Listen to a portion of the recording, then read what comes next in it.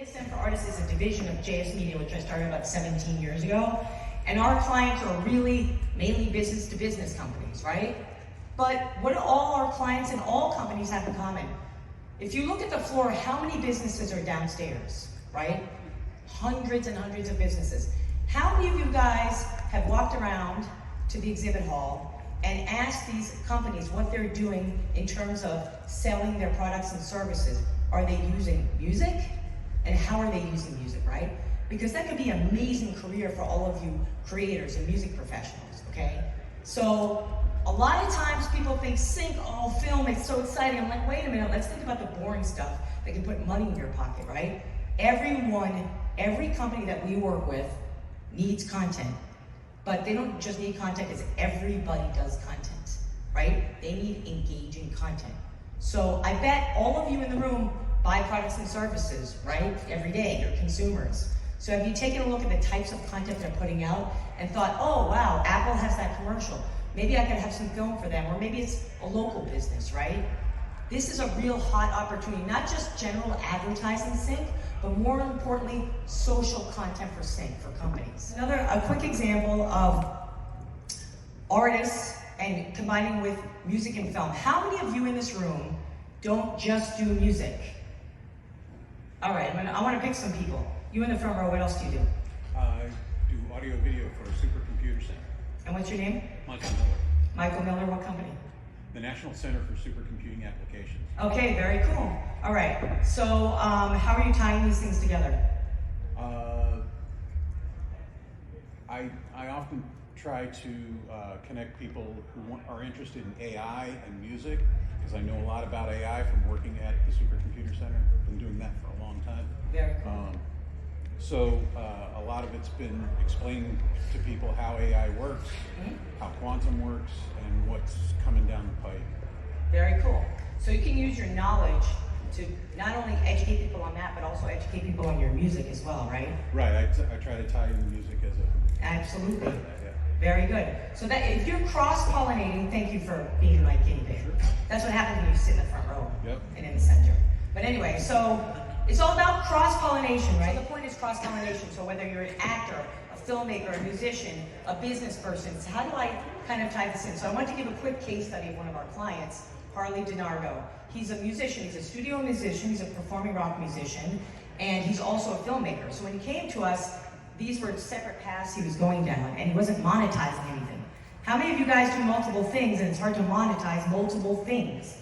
Okay, but you also have an opportunity to take those things, put them under one hood, have a focused strategy, and execute based on goals. I don't know if that was too much for you guys, but that's what we do for people like him and others, right? And it's really about, he had films, he had music, and the music wasn't taking off, and the films weren't taking off. We're like, okay, let's take pieces of your films or chapters of your films, associate them with songs, and start to do snippets and build up your subscribers and influence based on a launch of a film or a launch of a song. And it worked wonderfully. How many of you guys like graphic novels, comic books? Anybody in the room? Very cool.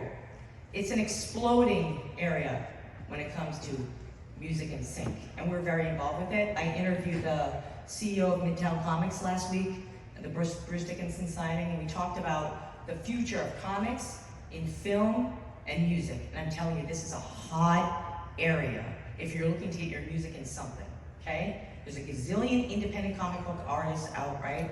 And there's other ones. So I want to share with you just a quick video, and it shows my mission of helping creators. I wrote a song, Greedy Elevator, worked with a comic book artist, and we created a motion comic that's now up for a $20,000 grant, okay? How many of you guys know about funding in your local cities through your local government for entertainment? Okay, if you don't, please take a look where I live in New York City, but if you're not familiar with this, you want to look at, if you have a media and entertainment division or group within your local government, they have a plethora of funds for artists, because they're doing what I'm trying to do, and I'm trying to work with them to bring in artists across the continuum from music into film. So I'm just going to play a quick snippet of this. The boy said, man. Where am I? Either you give me the money for the Tony tickets or you don't play. Simple mathematics. I'm a front woman for a band called Silent Fury. That scumbag is Dave, the showboat. Why should we pay? We're the reason people are coming in. Plus, you have a 2-drink minimum. We paid for rehearsal studio time to get ready for today so we can rock the house!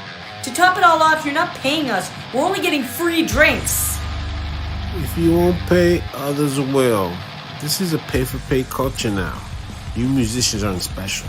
So give me my money. I'll go home. We don't have money to give you. This is beyond unfair. Goodbye then. I'll call your replacements. Unbelievable.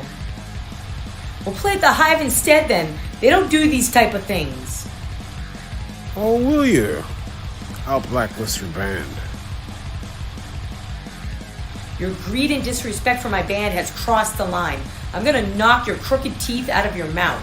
I'd like to see you try. A duke in hell, their skin is greener.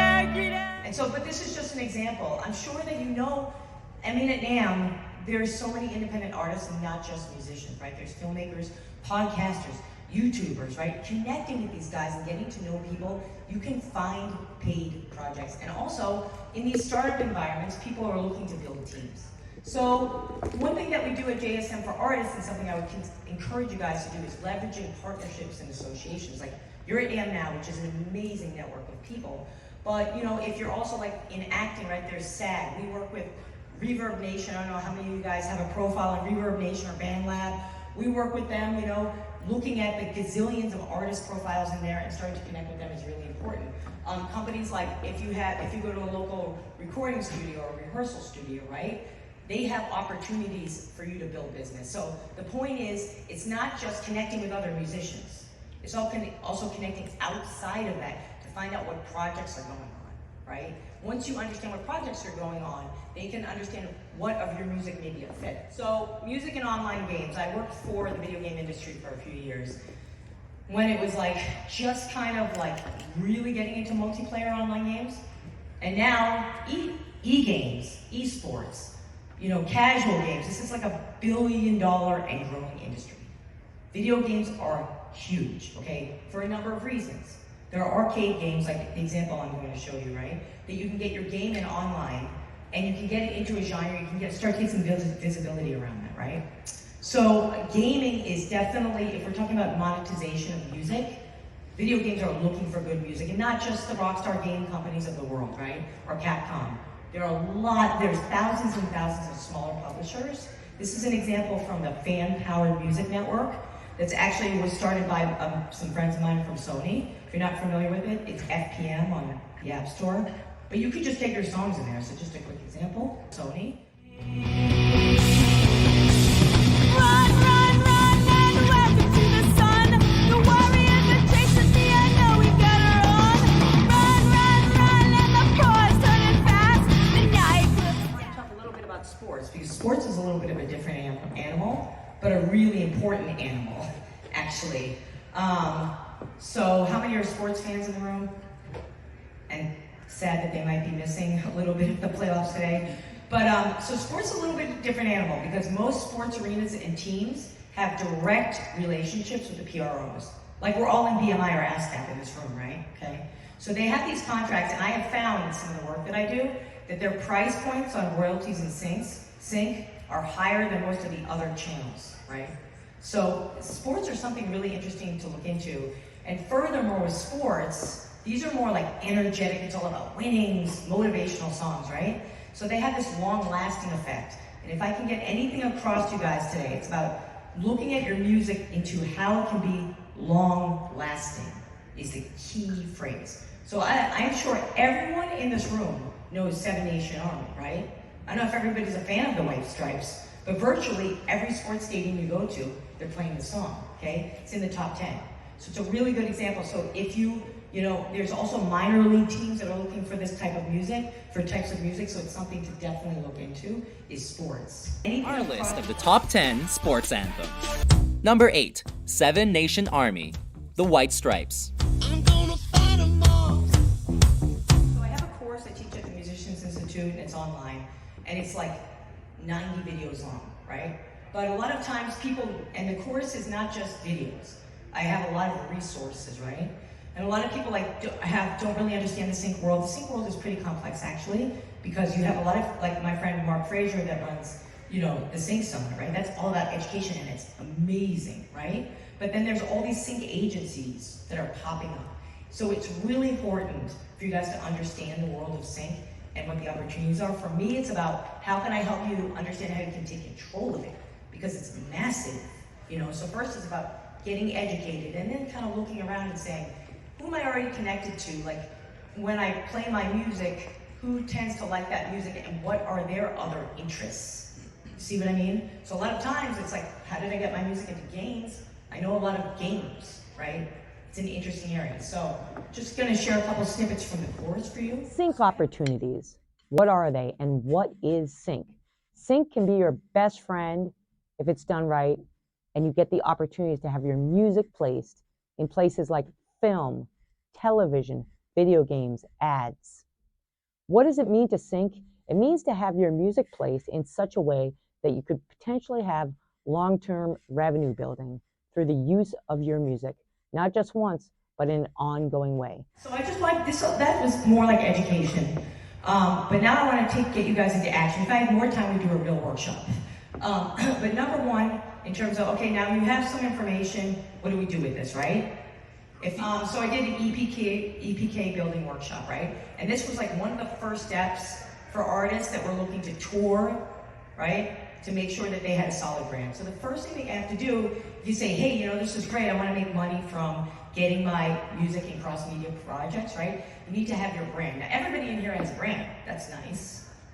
But is the brand set up in the right way and targeted with focus to yield these opportunities? So the first thing that we do, right, is we say, okay, do you have an actionable plan, right? And what are some of your pain points right now about building the brand?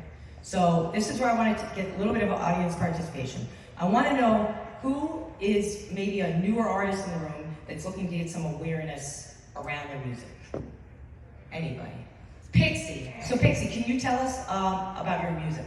Yeah, I do electropop, sing, write songs, and I've got an entire 9-song album, and 3 songs that I'm thinking for trying to do self-release on.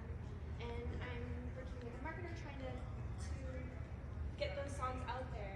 And I'd like to like pair it with, I'm working on a music video as well, so I want to like kind of pair the release of the song with the music video together, I guess. Okay, wonderful. So in brand awareness, that's really great. Are you utilizing your own personal brand? Are you utilizing the music? And how is that, how are they working together?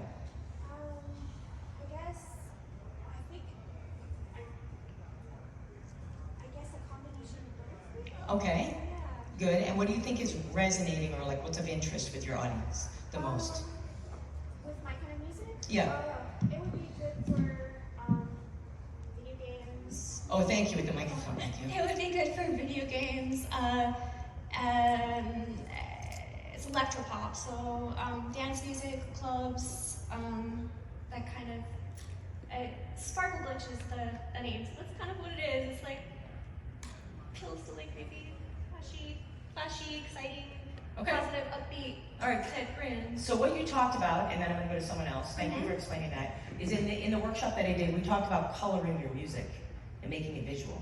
And right there, when she was talking, right, could you guys start to visualize a little bit these colors, Pixie, her outfit? I noticed her yesterday in the line, her outfit, right? So I think like the brand, right, is about the messaging. That's why I asked you, is it your personal brand or is it a song? So you would be able to answer that in 3 seconds, right? Yeah. Okay, cool. And then you go through a color schema. So defining the colors, generally 3, right?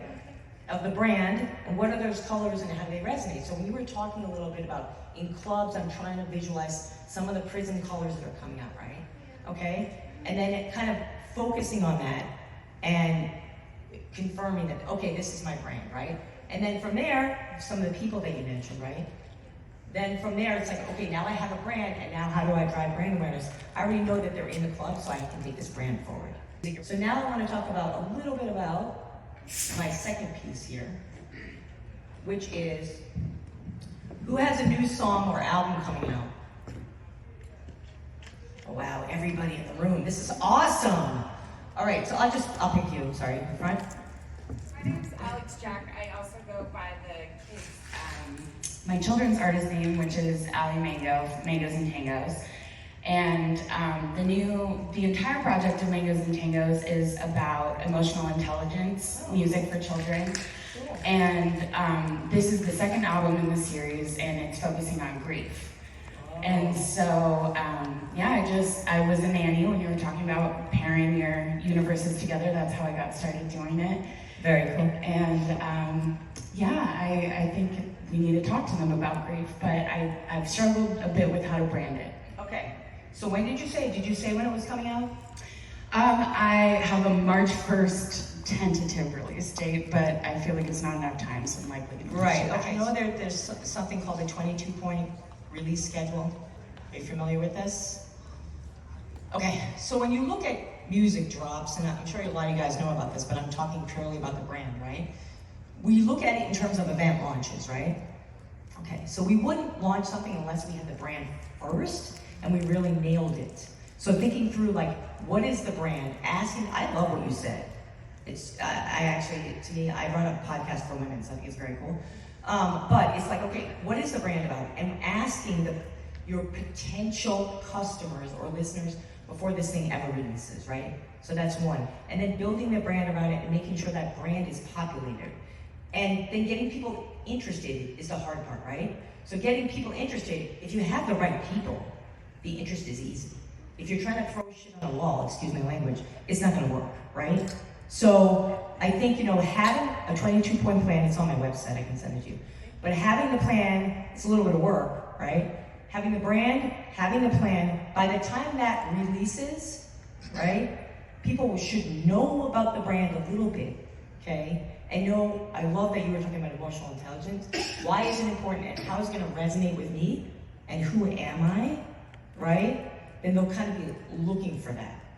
I actually personally think that there's a lot of women that would love, just from what you told me, that may be really interested in it, but it's like, why is it important? And again, going back to Pixie's point, like coloring that for me a little bit, and that's why, my EPK presentation is on the website, it's free, you guys can pull it down, but it talks you through how can I kind of create this color scheme of this brand pre-launch, okay? So I would say maybe April or even May for you, which would be actually May, maybe like Mother's Day type of thing, honestly makes a lot of sense. How many of you guys have tours coming up? Nobody in this room. Does anybody? Somebody in the back. Hey. Hi, what's your name? Tim Watson. Hi, Tim. All right, so what's your band? This is actually a new project. I've played a lot of groups and played lots of other people's tours and kind of supported a lot of other people's dreams and visions. And so this is a newer project of mine, and been starting a little more regionally with this. But this is called The Loose End. It's kind of an acoustic hybrid bluegrass kind of jazz funk trio. That's a lot of genres. I know, right? Yeah. Okay. So tell us, not just me, tell everybody a little bit about the tour, what they can expect, a little bit about the music. More. Mostly original, playing acoustic guitar. I have a fiddle player who's a soprano player, but also, rips it up, doing more kind of rootsy stuff, and an acoustic bass player. And we'll add a percussion player once in a while. And we're gonna probably bring them along for this tour. Okay, so who's paying for this tour? At the moment, the shows. We haven't got to the point of the sponsorship. We haven't released anything yet, so this is kind of a pre-release. We're working on our first album right now, so it's kind of we're building it up on this particular project. Okay, so the venues are paying you directly? Yes. Okay, that's awesome. Are they smaller venues, bigger venues? Yeah, it's, 150, 200 people, that kind of thing. Okay, what's your goal at the end of this tour? To make connections and then be able to come back into these regional places, and the next time we come back, actually have music that's released, and we'll be able to kind of just keep building. And the point is to not go too far, but to go to places that we can actually come back to in a reasonable amount of time. Okay. Are you playing with other bands, or it's just you guys? Yeah, it's a combination. Smaller shows will be just us, and bigger shows we're opening for Devoshka, I think you're coming up soon, so that's going to kick it off, actually. Okay, and what are you doing with branding the band and the tour and all of that? I'm really thinking hard about that, like how we want to, because the Because obviously with just the description of the music, it kind of goes a little bit all over the place. Yeah, that's why I was like, oh. And so that's a hard thing of how to focus that and still have that sound that sounds like us, because really it's just a collection of our influences and what we do, which is those sounds, but it is cohesive and it seems to work for us and people that are listening to us. So maybe fine-tune our description so it's not so scattered, I would imagine would help.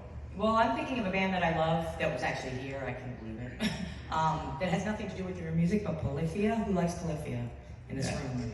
I mean, holy crap, they're amazing. And for me, that's a band that's like, it has a mix of a bunch of things, in my opinion, but they're kind of breaking ground. And I think that, you know, really owning that music and then getting visibility, not just in the music education business and getting on podcasts and things like, you know, they've been on with Beato and all these other great things, right? So I feel like that, for just, I don't know your music, but something like that, creating unique sound and tying into people that really understand the music and are talking about the music might be great, and leveraging that even pre-tour, you know. So it's about having a plan, right? Now you could say I'm gonna do a million things and you'll get nothing done. So out of this, why I wanted to pick some people is because I wanted to see who has a singular focus, right? In business, people that succeed generally have a singular focus, right? So, you know, whatever you're doing, I don't know everybody in the room, only like 4 people so far, right? Is what is important now for you? Like, what do you want to have happen now? Do you have a new song that's coming out, an album? Is it awareness, right? Merch, I didn't even talk about that. My company's very involved in that world, right? Are you carrying merch? Are you losing money from merch? Like, oh man, how do I monetize merch, right? I mean, Tim is going on tour, so hopefully he's gonna be selling some merch, right? Publishing, and then consumer brand sponsorships, which is kind of what I touched upon a little bit. So when we talk about planning for sync or just sales monetization in general, having a plan, and to your point, like being realistic, but not, because creatives tend to procrastinate, not losing sight of that as well. So having a hard, written down plan, I have a song that's gonna drop, I have an album that's going to drop, or as I started with, there's a grant available or funding available, what do I need to do to get that to go, right? So in my course, I talk about a couple of different things when it comes to brand awareness and targeting, right? So a lot of people think my target audience, who's your target audience for your music? Film and TV music supervisors. Okay, I think he's in the right room today. All right, what about you? Me? Yeah. Who's your audience? Who's your audience? Mostly singers. Cause I'm in radio sales. Okay. I'm in radio sales, so I'm trying to get into artist branding. Okay. Got it? Okay, great. Okay. I'll take 3. It could be video games, TV, nightclubs, stuff like that. Okay, that's your audience, right? Yeah. Your primary audience. Yeah. Okay, cool. All right. So when we talk about, there's 2 audiences we want to look at. Actually 3, when we're talking about being a musician, okay? So we have, like Tim, right? We have our primary audience, which would be our fans at our show, okay? Then what I'm talking about, and they could buy merchandise, right? They could, you know, purchase songs and albums, right? But then what we're talking about is sync, right? Which you guys just mentioned. But there's a 3rd audience that I would say is just as important. That 3rd audience is the influencer audience and not influencers. But people that will influence people to listen to your music, right? So they could be other people in the room, right? So there are influencers, thank you. So there's influencers, right? So my point is they could be anybody that you know, right? So getting them to kind of share that and learning about what connections they might have, right? And that's why we're at NAMM, right? We're all connecting with everybody, okay? So when you decide on your target, right, to the point about brand awareness, you have to be very specific about that target, because being specific about that target will help you hit those goals. Okay, so I just want to play a little snippet about targets for a second. So this is very exciting. This is the exciting part of building your artist brand, is finding and engaging your primary fan audience. Your primary fan audience is like gold. So if you had a business, it would be your first customer. So there's a lot to uncover when you think about who is my primary fan audience. Okay, so that has to do with everything, just quickly, because I just want you to snippet. Your genre, the musical type, the age, the gender, non-gender, But I think more importantly for the case of this presentation today, their interests and behaviors. Their interests and behaviors. To go back to the video game example, the interest and behaviors are very, very important. Because you might say, how am I gonna get my music into, what you said, sir, video games, right? Well, maybe there's people that are in that world. Maybe they have, like in New York, we have these little gamer spots, or I don't know, but like they have people going to play games, right? So going into those places and talking to people, right? These are things you can do. You don't need to hire a sync agency. You know what I mean? Okay, so the next thing is assessing your current artist brand, all right? How many of you guys have websites for your band, okay? How many of you guys are selling merch on the sites? How many of you own the process? Okay, a couple of people, good, okay. How many of you guys are on like TuneCore or DistroKid? All of you, right? Good, okay. How many of you, BMI or ASCAP? Everybody? All your songs are copyrighted, right? Don't say no. Contracts. How many of you have a lawyer? Good, okay. These are just check marks. Like you want to monetize your music. You don't want to give it away and lose money. I'm going to share that with you. But it's assessing the artist brand from the brand awareness point, right? So she's deciding a little bit about her artist brand, the colors, and who I'm going to have in that, right? And what that's going to look like and who I'm going to talk to. So then she's going to say, okay, well, all right, the message is this, the colors are these are my best songs, blah, blah, blah, right? So then she has to assess it at every single point, not just visually, but yesterday when she was sitting in the line, we asked her a question about her music, right? She has to have her elevator pitch down, right? And I would say in 15 seconds, because the world is just too fast. So in 15 seconds, what's your artist brand about? 15 seconds, and why do I care about your artist brand, right? And what do I feel like that? When Tim spoke, I felt something, because I could kind of like start to visualize his music a little bit, right? So I want that in 15 seconds. We don't have time today, but usually I have people practice that, right? Like 15 seconds, you know, what's my music about?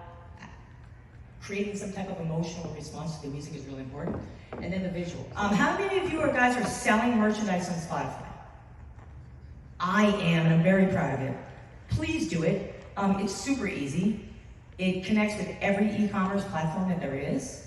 And why is that an important little tip that I'm giving you today? Because where do you guys drive? If you met me and you said, listen to my music, where would I listen to it?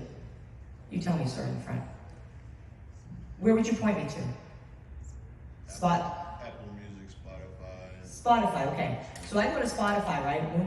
Wouldn't you want me to like buy something from you? I might listen to music, yes. So I have your merch on the distribution sites, on Reverb Nation, on BandLab, and all these places. This presentation is about making money. Monetization at every point, okay? So it's about having the brand, you know, keeping it current, right? So when Tim shows, right, they're gonna be on Songkick, Bandcamp, Spotify, right? They're gonna be listed everywhere, and then all the bands that he's playing with, he's gonna reach out to all the bands and he's be like, okay, you guys, we're gonna have a marketing plan, right? And we're gonna market together, and it's gonna be cohesive. So one person doesn't see $20 ticket here, 15 here, right? So this is about having your brand in order. Probably my favorite part is the boring part. It's about assigning and protecting your brand value. Okay, so who has merchandise in the room? Somebody in the back. What's your average price point for your merch? Well, I do print on demand, so it's a little bit higher just because price point, I have to cover their costs first, and then I get a cut from the top end. So I try to keep it as low as possible while still making some sort of income. And I also try to price it based on a little under industry standard for a well-known artist. Okay, I don't like the words under and lower. No, I don't. I know that you're a great musician. Thank you. You are. So we're talking about the higher matrix, right? Like think about raising your price points. We do full distribution fulfillment at my company, right?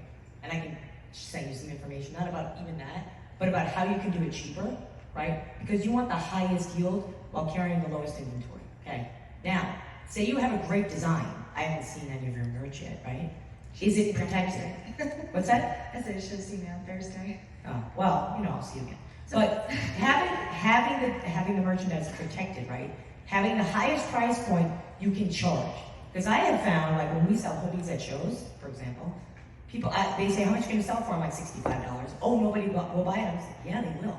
Because if they love the experience, going back to the point Pixie started about the brand, they're apt to buy it, okay? So I want you to think higher price point, but more importantly, protecting the brand, right? Thinking about, is this something that, if I'm going to license something for sync, is this thing copyrighted? Do I have a contract? So, thank you for being a guinea pig there. So, are you saying copywriting the merch? No. I'm not copywriting. Okay. No, copywriting your music, but I'm talking, if you had designs. Like trademark the logo kind of thing. Yeah, if she had illustration and designs that were unique, she could trademark them. Yeah. Can I ask her a question?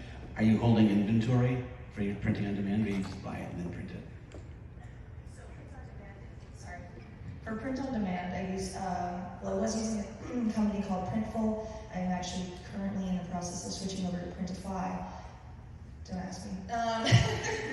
And basically, print on demand is if you can create any design you want, any type of product, which is really been fun because I've been able to have so much creativity in an area that I didn't think I'd be able to have that. But I literally could just make designs, put them on my website or wherever, and if someone buys that item, the company then makes that item. So they don't make anything in advance, therefore that's why there's a higher price point on their end, therefore, et cetera. Yeah.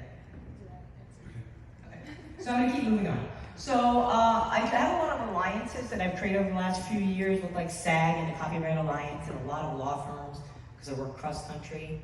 And so we did a webinar, I'm gonna play a snippet from it.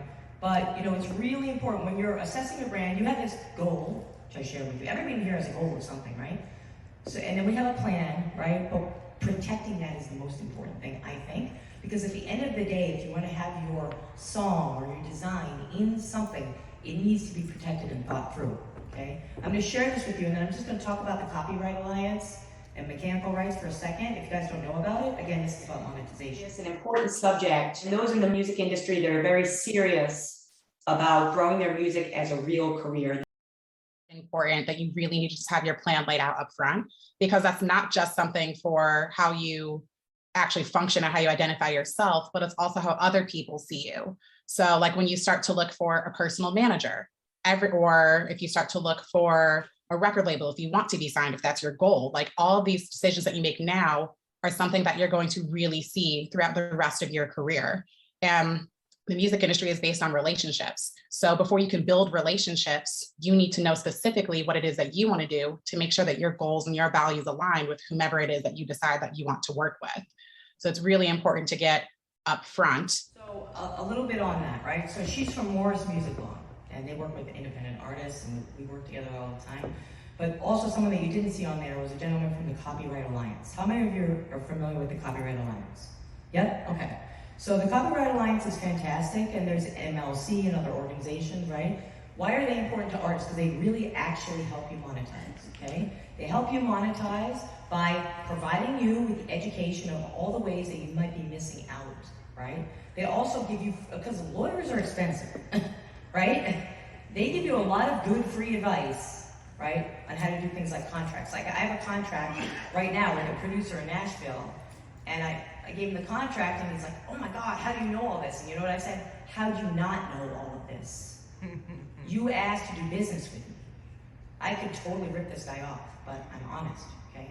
So when you enter into any contract, like I gave you that sports example, right? I'd love to see all your music in it, or hear it in an arena someday. That'd be pretty awesome, right?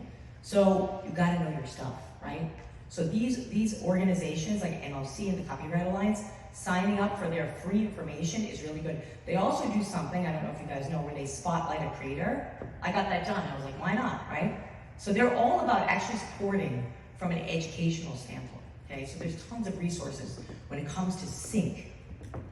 So step 2 is how can you guys start to connect, right? So some of these professional associations, you guys, anybody know about Stage 32 or is involved with that social network? No? Okay. Definitely take a look at it. Stage 32 is a social network that has been around actually a long time. And every time I talk to a musician, they don't know about it. It's just unbelievable to me. okay? Because they're constantly putting out opportunities for music and other forms of art in new films. I'm constantly having meetings with these people, okay? There's tons of actors on there, filmmakers, it's awesome. Video games, okay? There's lots of social, this is one of the bigger ones, that's why I'm mentioning it to you. But getting involved, obviously you're at NAMM, but maybe some of you are in SAG. I'm in the Guild of Music Supervisors, the Women in Music, She Is the Music. All the acronyms, I join. Why? Because I'm looking to broaden, okay? And also, when in that little video, I talked about connecting with other musicians. A lot of times, like, I'll jam in a studio, and I'm talking about business, and everybody's just talking about music, and I'm like, they're missing an opportunity here. So keeping your ears open for kind of what's going on, it's unbelievable what you find the opportunities. So just quickly, this artist branding course, I just want to share some snippets. Again, it's so deep. There's so many resources. It's ridiculous. And it's like, I put it on sale for like $13. It's ridiculous. But anyways, if you want to check it out, free samples are on that link. But it's really intended to take you through A through Z, right? So whether you're in a pixie space or maybe you're a more senior artist, right, that's looking to monetize, you're the kind of like, or like somebody like Tim, like I'm going on this tour, how do I sell the merch type of thing? And it gives you the resources and all the links, like to the woman in the back who asked about like her merch, how do I bring that price point down? I actually have a whole financial calculator that I built. It's all in this course, you know, because it's about monetization. And then lastly, just a little bit on, you know, what we do as a company. So JSMedia is my main company, but JSM for Artists, it's really like we fit in between, I guess, the sync agents and the bigger agencies. We're really just about the independent artists, and it's a lot about providing advice and strategy, because a lot of times I've learned in my career is that, you know, you can stay in the game longer if you're not wasting the money and wasting the time in the wrong places. So that's JSM for Artists. You can learn more about it by clicking on there. And I think I have a couple minutes. I'm just trying to get to the questions. I'll take questions, but I also want to thank each individual for speaking up today and, you know, electing to be a guinea pig. But I'll take questions if anybody has any. Hi, thanks for being here. Hi, thank you. I have a question about branding for somebody who's beginning to think about their brand and go in a direction. I think I have a problem where I want to put too many things into the elevator pitch. So I just had this idea while you were talking.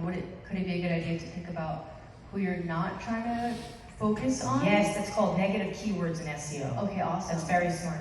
Okay, cool. Thank you. Yes. You need to write that out, okay? So like, you know, like how you have like a pros and cons list? I do it every day for decisions, right? So what am I? What am I not?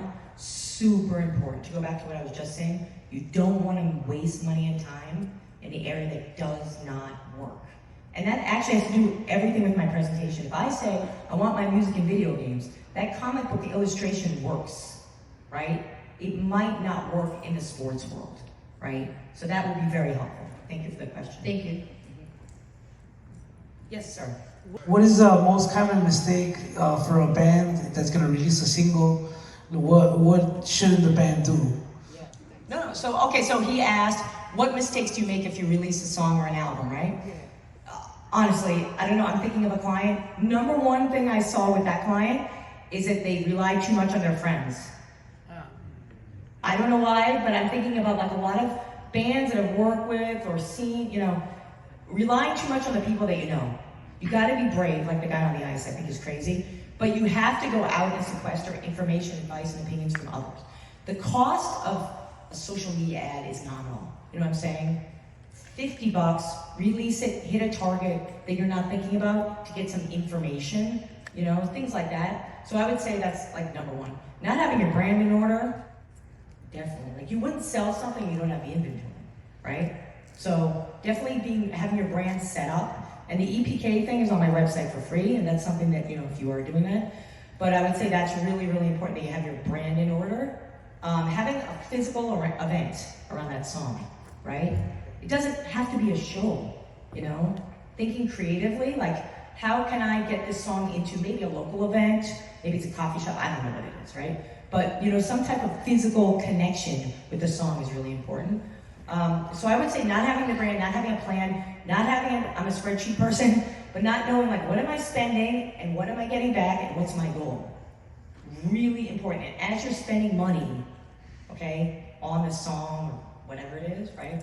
Making sure that you're tailoring that. So the next time you can look back and say, was this profitable? You can kind of answer a lot of those questions for yourself. Okay?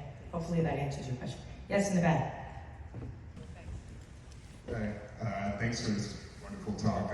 I really like what you shared about kind of trying to insert yourself into communities where you want your music to be, and even thinking about that before release and stuff. So I make electronic music, and I'd love to see a game placement. And one of the things I thought about sitting in this is like, maybe I've never been to a gaming convention, and I love video games. What are other things that you think, as we think about the future of music and things like that, where we should be like thinking about like inserting ourselves into those communities, or thinking creatively about where we can find our music to be placed? Okay, so a lot of things. Thank you for asking the question. A lot of places where people miss out is they push too much, right? Like, I want this, buy my stuff. Okay? Social media started as a listening tool, so I love that you say you might attend something. So, being involved in communities means having a targeted plan of maybe companies that you want to work with, or conventions that you want to be a part of, you want to see your music in, and learning from those and getting yourself involved. Because then you should always be on the wave of the future. Like you mentioned AI, right? So you should learn from him a little bit, right? But being on the wave of that and being present and not in a pushy way is how people will start to think of you, because you'll be there, you develop these relationships while you're learning, and that's really important. And that's why I'm very involved in the education piece.